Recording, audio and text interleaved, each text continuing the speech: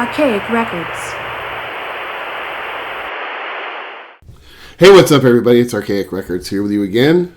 My name is Jamie, coming at you from Nashville, Tennessee. Here to wish you a very happy Morrissey Monday, a weekly celebration of all things Morrissey and the Smiths. And today being March 18th, 2024, we're going to go back 39 years ago today to March 18th, 1985, as the Smiths roll into Oxford, England on the Meat is Murder tour, a show that was professionally recorded for the BBC and eventually released on the bootleg CD under the title Before Love. Now, this is a CD that I've had for quite some time. Actually, I don't really even remember when or where I picked this particular one up. I am a pretty big collector of bootlegs, and as anybody who is a collector of bootlegs is more than well aware, this the sound quality on these recordings varies widely depending on where, when, and the sort of circumstances in which they're recorded. But of all the ones that I own, especially Morrissey and the Smiths bootlegs, this one being professionally recorded by the BBC is, at least in my opinion, is among the highest quality that I have. So if you don't have a copy of this bootleg Before Love, I would definitely recommend picking this one up. I was checking out on eBay this morning. You can actually find a copy of this particular CD on eBay for about $10. I think that would be a very wise investment for anybody that is a fan of Morrissey or the Smiths, because the sound quality on this record, there's a couple sort of hairy patches on it, but generally speaking, for the most part, the sound quality on this recording is unbelievable. I'm also a big collector of Elvis bootlegs, and for me, in terms of my Elvis bootleg collecting, my greatest desire, my white whale, if you will, would be to find a quality recording of Elvis Indianapolis 1977. Of course, that is the final performance of Elvis Presley. I've picked up a couple over the years, but neither of them sound very good. So for me, as far as my bootleg collecting goals right now, my main one is to find a really good copy of Elvis 77 in Indianapolis. Now, I've said this before about all of these Morrissey and Smiths, live releases, whether they are bootleg or official. I love all of these things because, to me, these things serve as historical documents. These are archive pieces, especially going back this far into, the Smiths catalog, because, in 1985, I was really only 10 years old, and even if I were a Smiths fan at the time, which I admit I wasn't, I always tell people I was a little bit late to the party coming to the Morrissey fan community in 1994. Even if I were a fan in 1985, I was in no position, to be going and seeing Smith shows at 10 years old. So, for me, I really love listening to this record. I've been listening to this record a lot this week. Like I said, for one thing, the sound quality on this record is really almost radio quality. And, it's just, like I said, it's like going back in time to 1985.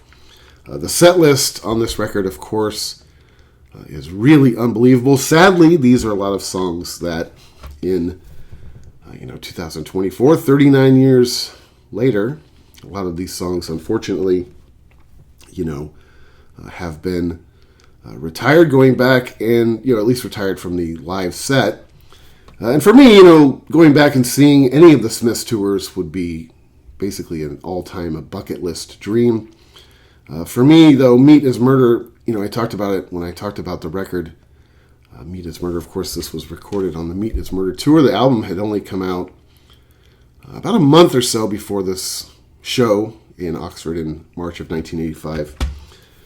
But to go back and see any of these tours would be, a dream come true. But the funny thing about Meat is Murder, and, the record at least, as I mentioned before, Meat is Murder, in my opinion, is, the third best Smiths album of the four. But in my opinion, that record is so good. This band was so good that their third best record is better than any other band in the world's best album. So having an opportunity to go back and see this tour, see a lot of these songs live, a lot of these songs are songs that, I first saw Morrissey live in 1997. A lot of these songs are songs that I haven't seen live, or perhaps, on a lucky night you see them maybe once or twice.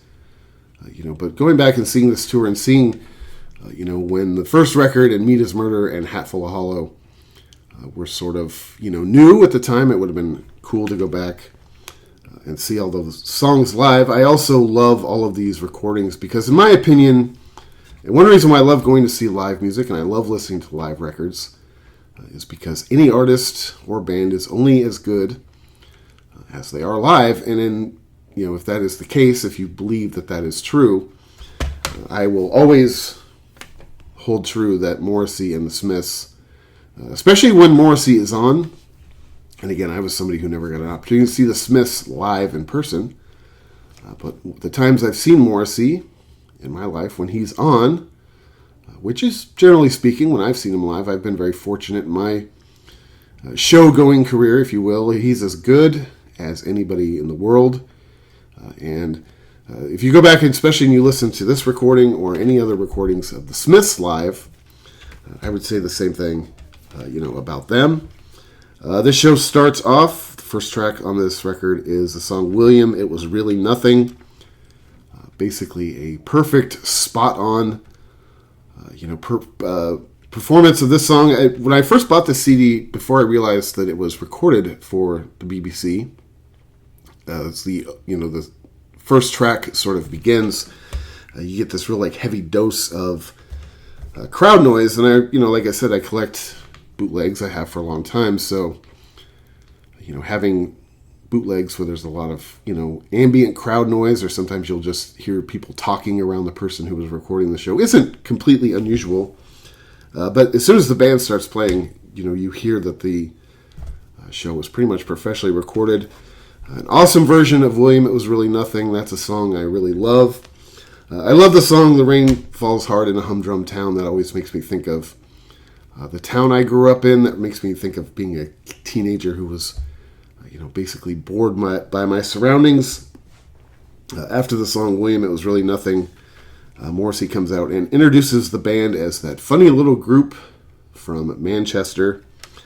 The second song on this record is Hand in Glove, a song I really like, a song I do not believe I have ever seen live personally. Now, one thing I like about Hand in Glove live over the studio recording, and I like the studio recording, but one thing I like more about it live is the absence of the harmonica. I've always said this, I'm sort of weird about the harmonica. I get real kind of picky and real sort of, itchy about it. It's not my favorite instrument, never has been.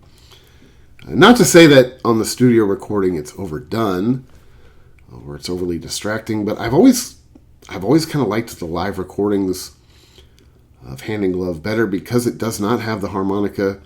This is a really good version of it. I would say that on this record, I would say that the band's performance pretty much all the way through is pretty much spot on. If I had a couple complaints, and this was probably something that in 1985 maybe you couldn't do as much about, but one thing I don't like about when I was listening to this record, when I do listen to this record, one thing I don't like about it is I feel like, especially the guitar is it's too buried in the mix, and I wish that the guitar was a little bit more pronounced. Sometimes I feel like the guitar is even buried underneath the bass and drums. That's just sort of a little nitpick. It's nothing that doesn't make this record, enjoyable, but it is very noticeable on Hand in Glove. There's a few songs on this record in particular where it's really noticeable.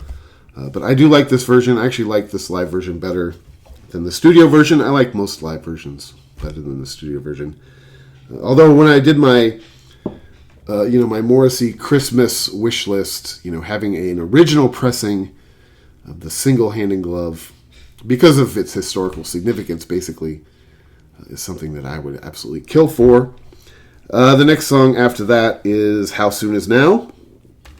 I would argue that this performance on this record is a little bit sloppy, especially the intro. Once the song gets going, they kind of find their groove a little bit. Again, this is one of those songs I just mentioned. The guitar is a little bit too buried in the mix. Morrissey's vocal performance on this song, though, is incredible. Like I said, it's a little bit sloppy as far as the band's concerned. I've always pictured this being a very difficult song to reproduce live. Now, I was never somebody who got to see the Smiths live. Unfortunately, I was only 12 years old when the Smiths broke up. But of course, I've seen, Morrissey perform this song over the years with various solo bands. And, it's funny, as much as I love this song, and this is a song that I still love, no matter how long I've been a fan or how crusty or cynical I can become sometimes, this is a song I never get tired of. I never, skip it when it comes on in my car. Every time I've seen it live, it sounds just a tiny bit off. I imagine this being a very difficult song to perform live. In my opinion, the best live version of this song I've ever heard is probably the version that's on Earl's Court. This isn't bad, like I said. It's just a tiny bit sloppy at the beginning, but Morrissey's voice on this performance is awesome.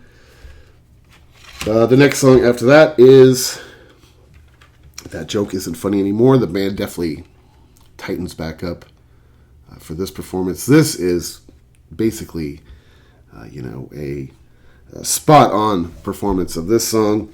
Morrissey's vocal performance, again, on this song is just completely out of sight. This is a song that I don't believe I've ever seen live. I mentioned it before when I talked about the Meat is Murder record. This is a song that, this sort of, the theme of this song is something that kind of makes me, proud of humanity in a way.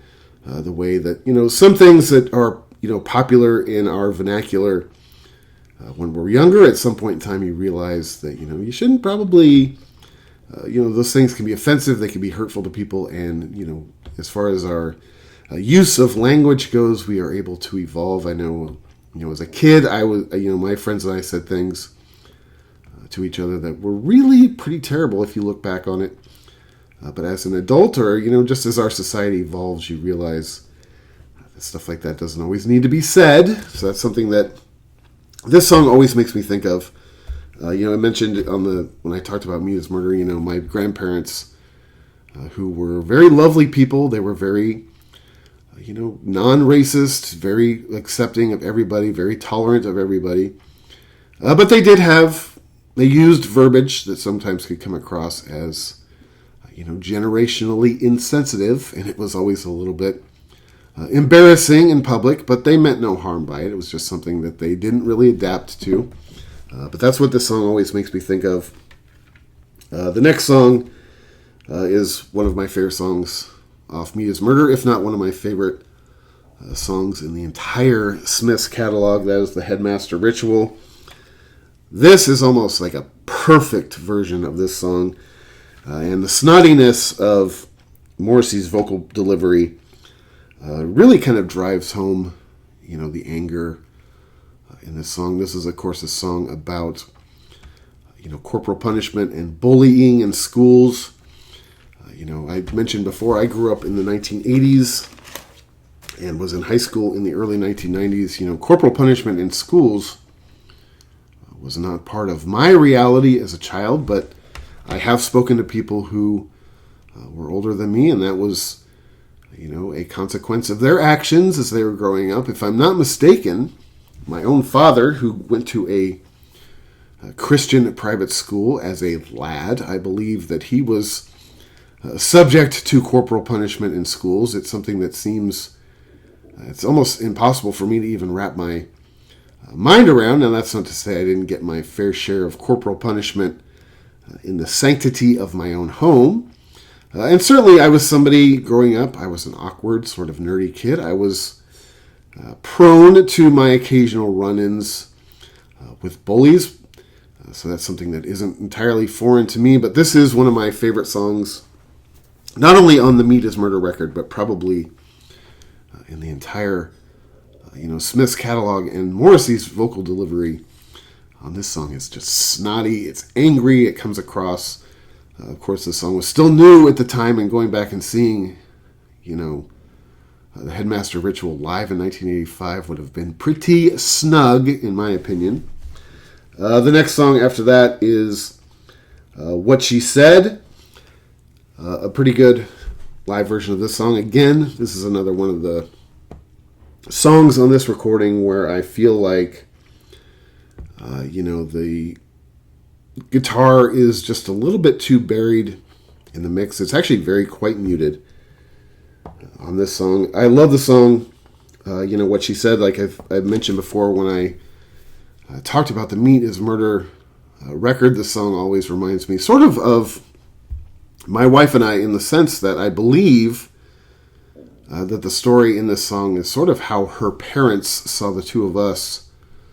When we first met, my wife was a little bit mousy. She was just sort of coming out of a kind of an oppressive religious peer group. I was the tattooed boy who had been lots of different places. I was a little bit more worldly. I was, maybe you could argue, a little bit more dangerous, although I don't really believe that. I think it was just maybe aesthetically dangerous. And I remember my wife was sort of, for the first time in her life, she was really sort of spreading her wings, and she was sort of creating her own life.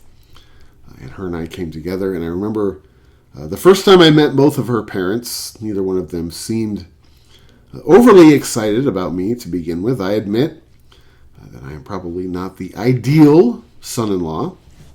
But over time, I think both of them warmed to me. They realized that I wasn't a total derelict, at least. And now my wife is probably, you could argue, more worldly and a little bit more dangerous looking even than I am. But this song always makes me think of my wife and I when we first got together. Me being sort of the tattooed boy from Birkenhead, and my wife being the sort of bookish, mousy, not antisocial, but somebody who was, she'd come from a very sort of controlled environment before that. The next song after that is Still Ill. This is the song where Morrissey announces it to the crowd that the show is being recorded for the BBC. So if you have something clever to say, go down in history by saying it. I really like the song Still Ill. This is a pretty good performance of it. This is a song I know that I have not ever seen live. If I were going to make a wish list of songs that Morrissey would bring out of retirement that I haven't seen, as much as I do like Still Ill, which I do, I don't know that this song would necessarily make a list of songs that I just have to see before the end of the career. The next song after that is Miserable Lie. This is probably, in all honesty, this is probably my least favorite song on the 1984 self-titled debut album, which I like about half of the song. I like the first half of the song. Because the second half of the song, Morrissey goes into these just insane vocal gymnastics that they kind of are seizure-inducing a little bit. And on this and on this live performance in particular, it just goes on and on and on. This particular version of Miserable Lie is about 6 minutes long, and about 4 minutes of it is Morrissey just wailing away with these sort of these vocals that personally speaking I could kind of live without of all the songs on the 1984 self-titled debut, which I believe is the greatest debut album of all time, hands down. This is the one song that I could sort of take or leave, to be honest with you. And this particular, performance of it, like I said, the band is pretty good on it, but that the sort of the tail where Morrissey really lets it go, it kind of drags on a little bit too long for me. And I've always told people, if you have an issue with Morrissey as a singer, which of course I don't, but I've heard a lot of people say, I just don't like Morrissey's voice. If you're somebody who does not like Morrissey's voice, the song Miserable Lie, especially the second half of it, makes that position at least semi-understandable. After that, the song, they go into You've Got Everything Now. I mentioned before the quality of the recording on the CD is pretty top-notch. It's basically radio quality. There's a couple little hiccups during the recording on this CD. This is one of them. The recording gets real fuzzy over the song You've Got Everything Now. I'm not sure if it's, the tape. I'm not sure if it's the way the soundboard, something went wrong with the soundboard. I'm not a sound technician. I don't know how any of that stuff works. But through the fuzz of this particular song, you can hear that it is a good recording. Morrissey's vocals are spot on. I love the song, You've Got Everything Now. But like I said, on this particular CD, at least, it gets a little bit, sort of fuzzy. The next song after that is Nowhere Fast. Another one of my favorite songs, Off Meat is Murder. By this point in time, the CD, the sound quality's cleaned back up. It sounds radio quality again. I love this song. I've always loved the imagery of Morrissey dropping his trousers to the Queen. I am one of those people. Maybe it's because I'm an American, but I really don't understand the function or really the appeal of the royal family over in Britain. Now, I've known people over the years who follow the royal family. I had a girlfriend whose mom was just really into the royal family. In fact, we were all on a family holiday the day that Princess Diana died, and that pretty much ruined the entire vacation, I can tell you that. We were up at a place called Lake Tahoe in California. Her parents had a little cabin up there, and we got the news of Princess Diana, and her mom went into just belligerence over that. Something that I have never been able to relate to. I don't understand the appeal. I don't even understand the function of the royal family. I'm not knocking people that like following the royals, and my ex-girlfriend's mom, like I said, we got the news that Princess Diana had passed away. Whoo, man. It's nothing nice. After that, they go into the song Stretch Out and Wait. An almost perfect version of this song. This is another song I know that I've never seen Morrissey perform live. This is one that I would actually really enjoy seeing live. Again, if you're making a wish list, though, of songs you haven't heard, or songs that you might just get to hear one more time, Stretch Out and Wait, yeah, it'd be close. It'd be close, because I don't think I've seen this one, and I do really love this song. The next song after that is Shakespeare's Sister. Again, I would say kind of like How Soon Is Now towards the earlier part of this recording. Instrumentally, this song is a little bit sloppy. I've always pictured this song, same as How Soon Is Now, I've always pictured this song being very difficult to reproduce live. I think they do as good a job as could be expected. Performing it live, Morrissey's voice on this song is great. But I think playing this song live, you just kind of go in a little bit over your head. This song is so awesome on the studio version. This is one of my, I keep saying one of my favorites, but this is a Smith song that I really love. But I imagine it being, really difficult to sort of perform live. On this particular recording, the band isn't really overly tight. It's, it feels a little bit sloppy. It doesn't really feel sloppy as much as it feels kind of like loose.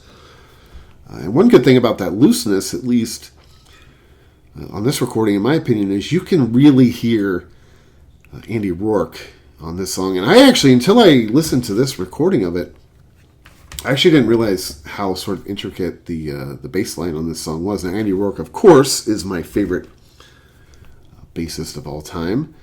He is, I think, the most underrated bassist of all time. And in this particular song, I remember the first time I was listening to this recording, it is, like I said, it feels open. It feels loose. It doesn't feel tied together. And because of that, you can really hear what he's doing underneath. And I think it's amazing. I think he is, like I said, I think he's one of the most underrated bassists of all time.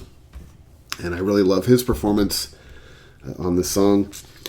After that, they go into arguably one of my least favorite Morrissey live songs. A song I love, by the way, but I mentioned this before when I talked about the Meat is Murder record. The title track, Meat is Murder, to me, is a song that, you know, if Morrissey decided to retire this song from the live set, I don't think that I would mourn it too much. Not because I don't love the song, because I do. I absolutely love the song Meat is Murder.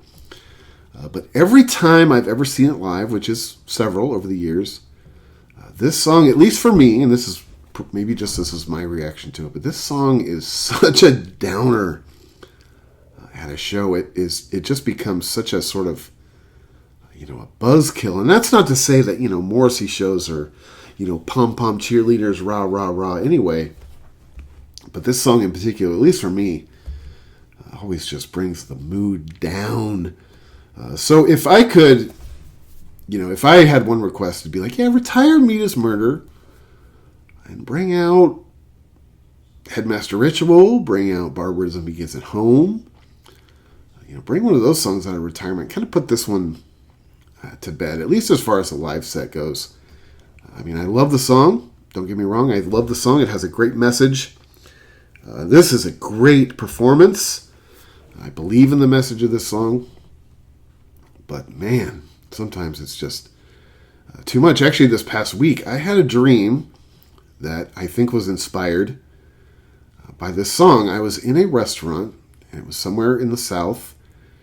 Don't ask me why I know that, but I live in Tennessee, so I assume it's somewhere in the South. But I was at this restaurant, and I was standing there, and I was watching all of these people, and they were sort of going up. It looked like, I couldn't see at first what was really happening, but it looked like buffet style. People had the little trays and the little plates and the little cup of, you know, soda and whatever.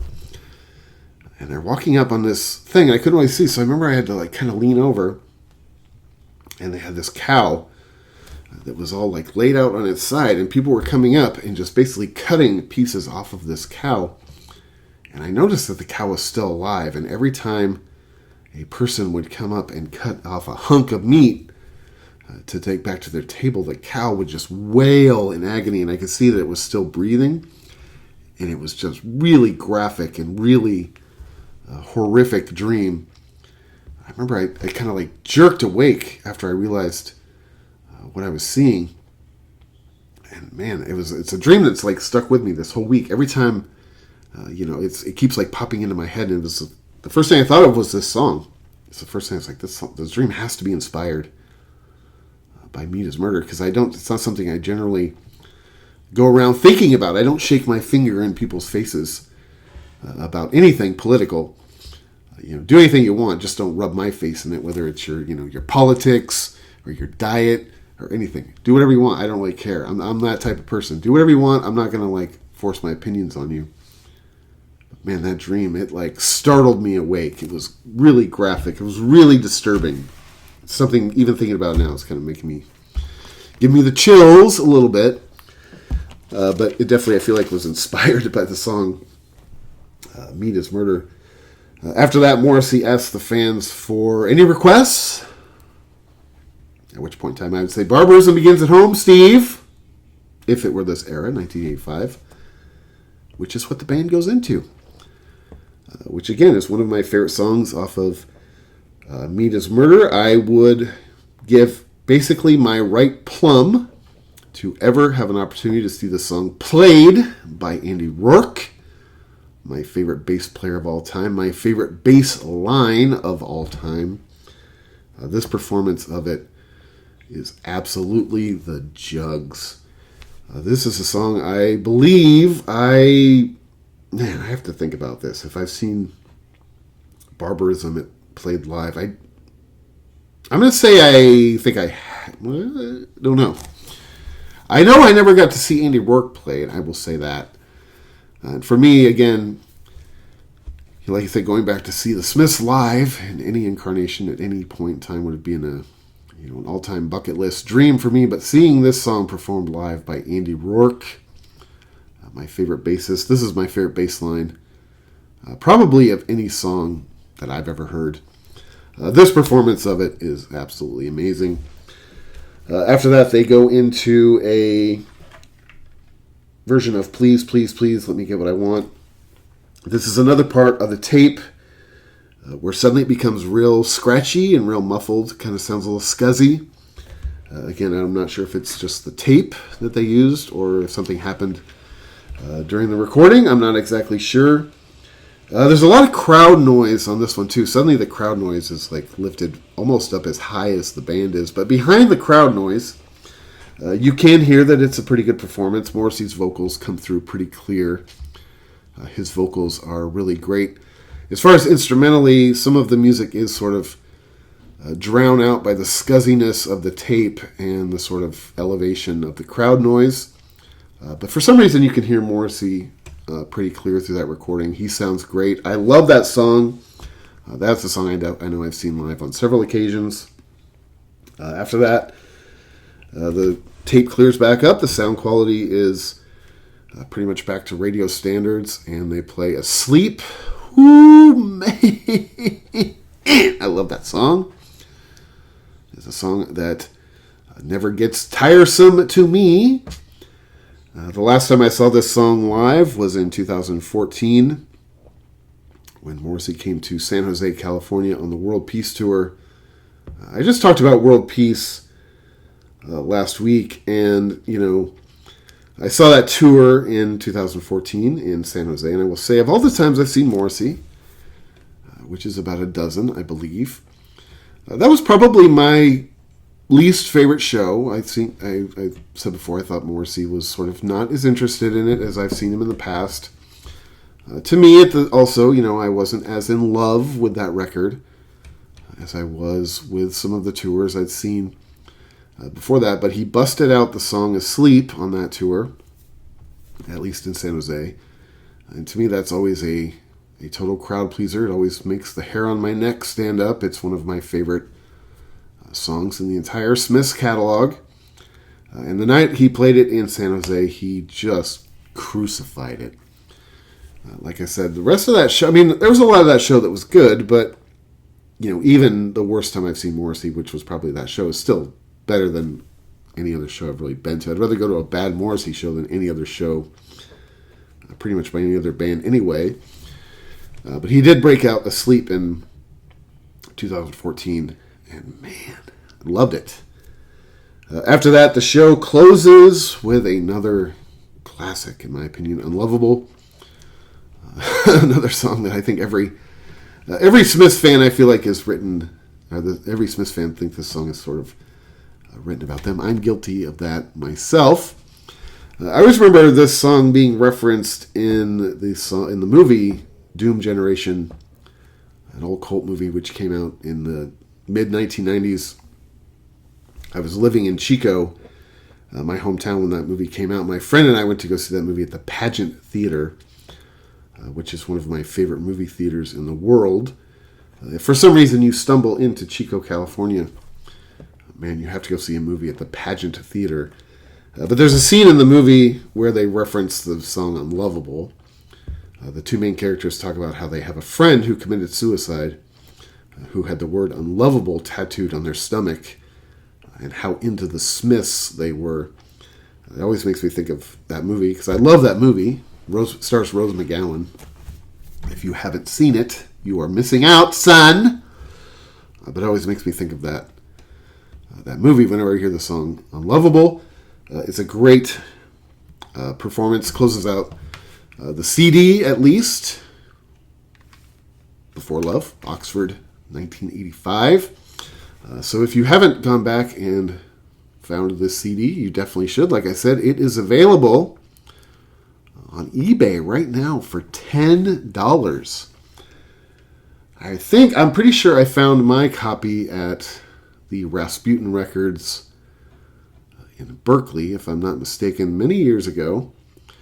This is one that I would not trade for anything. Like I said, the show was recorded for the BBC, so the sound quality on this one is definitely worth the price, especially if you're only paying $10 for this thing on eBay. So run, don't walk to go grab and pick up this one. Listen to Meat is Murder. Go back and listen to the 1984 self-titled debut, as well as Hatful of Hollow. And if you ever build a time machine, please let me know. And you and I will go back and we will see the Meat is Murder tour or The Queen is Dead. I'm not that picky. Any of it would be fine with me. Anyway, man, thank you so much for checking out this video. This is Archaic Records. My name is Jamie, coming at you from Nashville, Tennessee. If you enjoyed this video, be sure to check back every week for Morrissey Monday, a weekly celebration of all things Morrissey and the Smiths, as well as other record content and album reviews throughout the week. Be sure to go out and support your local record store, like Phonolux here in Nashville, Tennessee, the best record store, at least in my opinion, in this city. Only open Friday, Saturday, and Sunday, but definitely worth the wait, my friends. Anyway, until next time, I'll talk to you then.